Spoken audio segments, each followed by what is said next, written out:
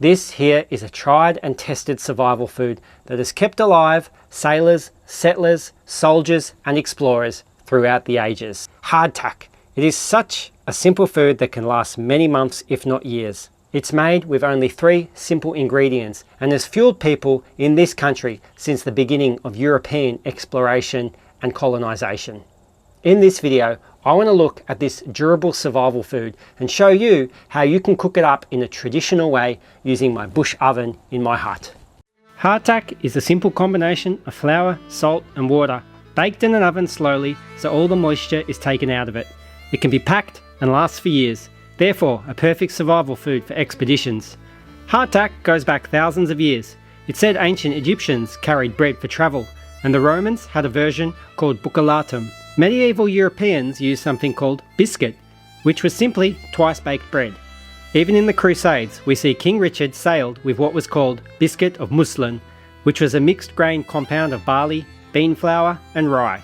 By the time we reached the 18th century and the great age of naval exploration, ship's biscuit was a common staple for sailors out at sea due to its ability to solve one simple problem: keeping food stored that wouldn't go bad.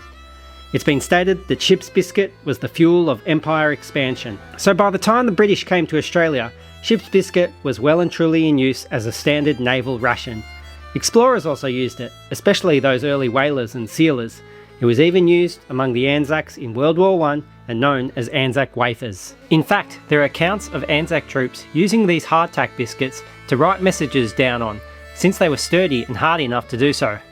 G'day everyone and welcome back to another video, and I want to look at hardtack. Now, I've used hardtack quite a lot on my adventures because I find it's a great historically accurate food to bring out on my trips where I need some dehydrated food. I need food that can last quite a while and is not going to spoil when I go out on my adventures, and I find hardtack to be one of those great survival foods from history that is really good to recreate in this day and age. I've used it when copying how the early whalers used to camp. I've also used it on a big outback adventure as an 1800s explorer.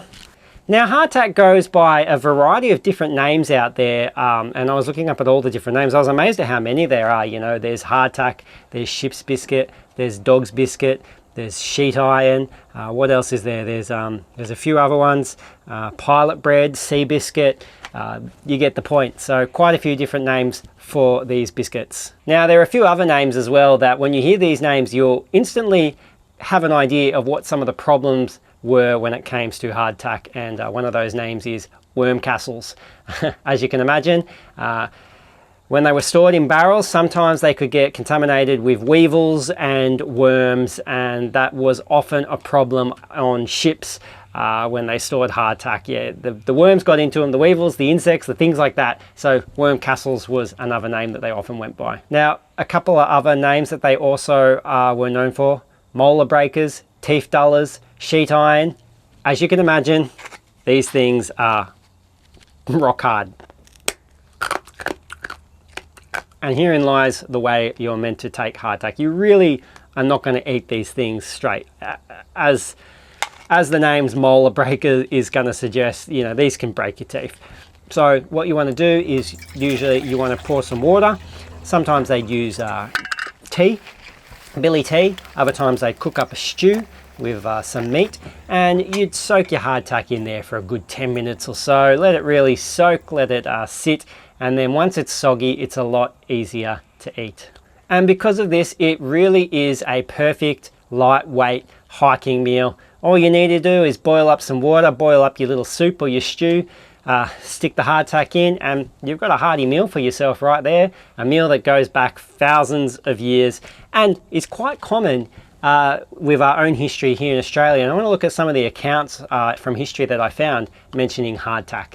Now, ship's biscuit actually played an interesting role in the relationship between those very first Europeans who came here and the indigenous people, because ship's biscuit was often given as a gift from the Europeans to the indigenous, as the indigenous would also offer some of their food back, and this was a cultural exchange of mutual goodwill, and we come in peace basically. And you have a lot of accounts of Europeans using hardtack as that kind of first gift to give to the indigenous, though reports seem to suggest that the Indigenous were not impressed with the European hardtack food.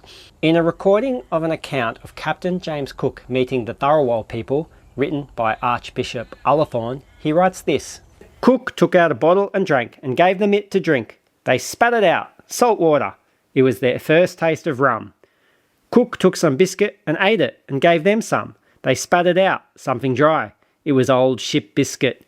Then Cook took a tomahawk and chopped a tree. They liked the tomahawk and took it. Clearly, this group of Indigenous people were not impressed with hardtack. Now, I found another amusing account from Matthew Flinders this time, and in 1798, Matthew Flinders was sailing down the south coast of New South Wales in a whaleboat exploring the coastline, and just near Twofold Bay he comes across a solitary Yuin tribal elder, and this is the account that he writes of that meeting with that elder. I gave him some biscuit, and he, in return, presented us with a piece of gristly fat, probably of whale. This I tasted, but watching an opportunity to spit it out when he should not be looking, I perceived him doing precisely the same thing with our biscuit, whose taste was probably no more agreeable to him than his whale was to me. I love that both parties here were trying to be polite enough not to offend the other, and it's clear that many of the Indigenous, they did not like hardtack. In fact, there's more accounts of settlers finding hardtack that they had originally given to Indigenous groups on first encounters thrown and discarded in the bush later on when they've followed where the Indigenous have walked. So they weren't a huge fan of this. It probably was not very nice to their taste when, just totally different cultures, totally different diet that they lived on. Now, in regards to the Bushmen, as they started exploring inland, they did move towards more of using just damper and cooking damper up on the go. Damper, you could carry a flour bag with a bunch of flour, and it was easy to make on a campfire. Also, you weren't as worried as sailors were about it spoiling from bad weather and from water and things like that. So you do see a shift towards damper later on in the 1800s, but no doubt hardtack was still sometimes used by explorers because it was just a simple and easy way to store food. But you can really see how hardtack was common also amongst whalers who'd be out at sea, often on ships, on whaling boats for quite a long time. It was just, very easy, very convenient. And so with all that, I want to show you how you can make your own hardtack using a bush oven. Now, you can do it with a normal traditional oven at home, but I'm going to do it here in my hut and cook up some hardtack using a bush oven. Let's do it.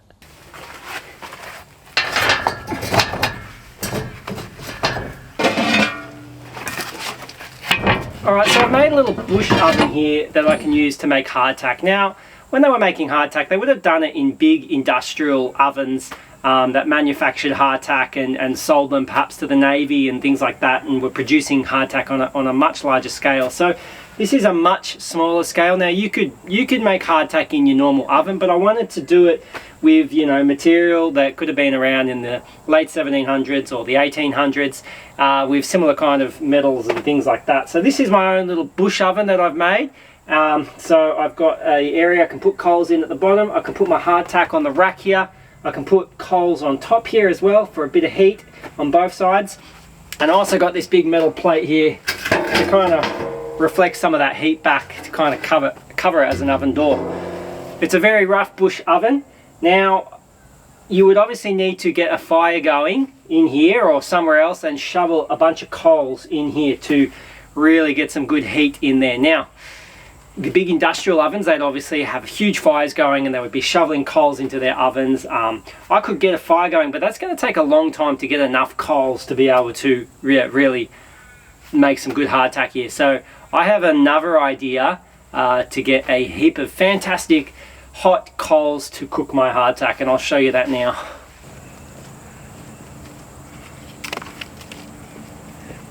Alright, so I've been spending a lot of time cleaning up the back farm property here, just getting all the fallen trees and debris and chucking them in a big pile ready for burning. Autumn is the best time to do your burning, so I'm going to burn this off, and then in a few hours time I'm going to have some amazing coals right near my hut that I can just wheelbarrow down and be able to make my hardtack. So let's get this fire roaring. And for this I won't be using 1800 style bushcraft. sometimes I like to use some modern gear to get things going.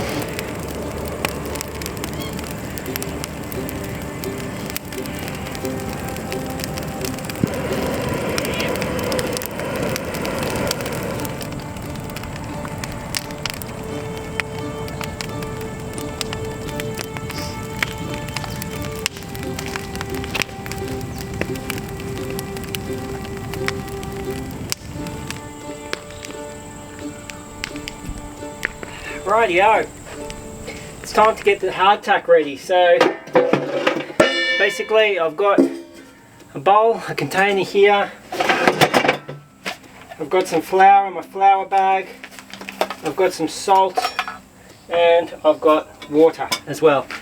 So first things first, I'm going to mix it together.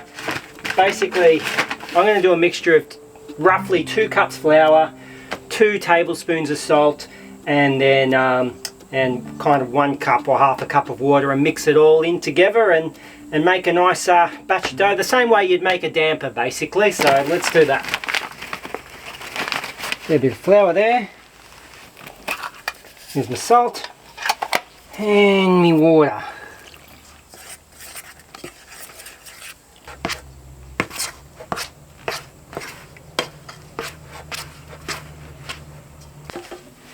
So there's my dough ball.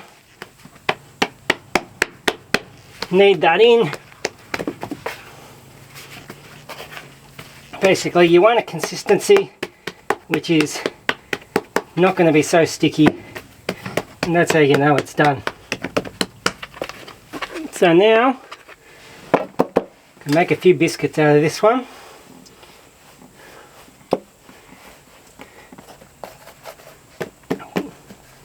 Now you also want to poke holes in them.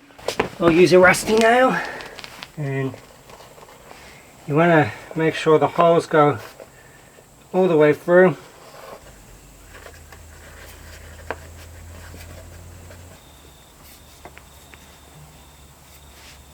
And there you have it.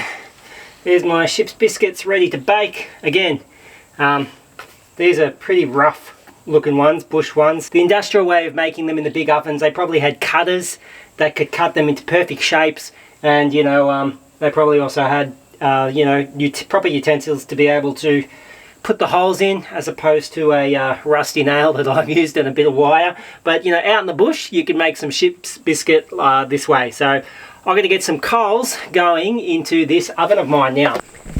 Alright, look at that. Look at those coals. And you can feel the heat from here. So I'm going to get the wheelbarrow. And obviously, make sure you use a metal wheelbarrow. Oh, those coals are marvellous.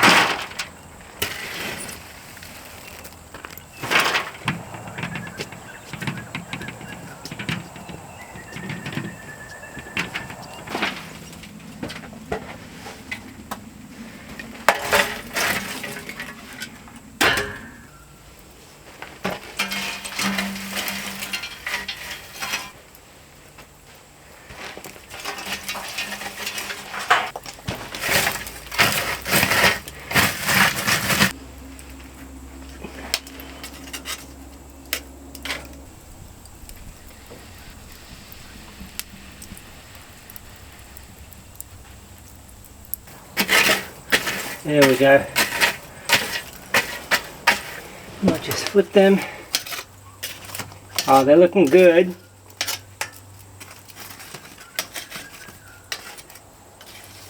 Some of these ones. And I'm going to leave that there for, you know, 45 minutes or so. Just to let it really... The initial heat was quite strong and it kind of burnt the outside, but now it's a slow, steady heat, which is what I really wanted for this ship's biscuit. You really want that slow, steady heat, but oh, it's hot in here, I'm sweating. Yeah, I'll leave that for 45 minutes or so and see how they come out.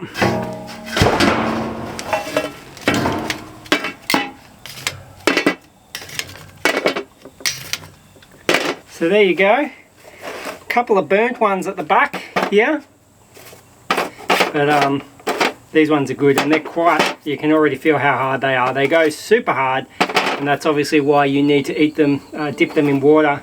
But they would often bake them twice. So they've also been called twice baked biscuits, and that just gets all the moisture out of them as well. So yeah, so now what you do is you just got to let it cool. So for a few hours, even overnight, just leave them out and let them cool. And yeah, that way they'll be ready to store away as a survival food that can be ate later. Again, these are pretty burnt. You don't want them that burnt, but that one there, that's a good one right there.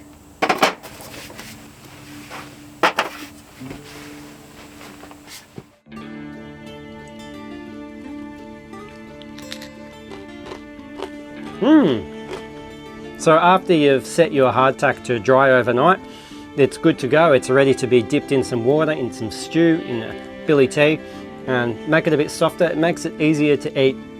I think this is a really great food to experiment with when you go out camping in the bush. It's historically accurate to what was used in this country for, you know, quite a few years. And yeah, I just think it's a great food, and I like taking it out with me. It's a bit dull, but when you mix it with a stew, it's not too bad. I hope you've enjoyed this video. If you have, give it a like, share a comment, subscribe if you haven't, and I've got plenty more educational videos on Australia history to come. Catch you on the next one.